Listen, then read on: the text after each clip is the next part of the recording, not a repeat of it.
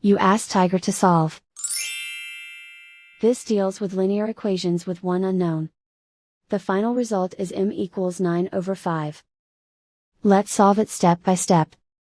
Simplify the expression. Simplify the arithmetic. Group all m terms on the left side of the equation. Add 2m to both sides. Group like terms. Simplify the arithmetic. Group like terms. Simplify the arithmetic.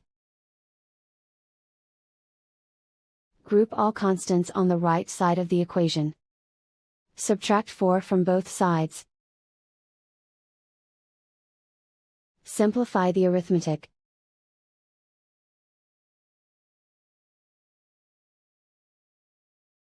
Isolate the m. Divide both sides by -5.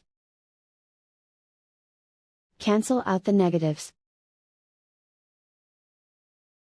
Simplify the fraction. Cancel out the negatives.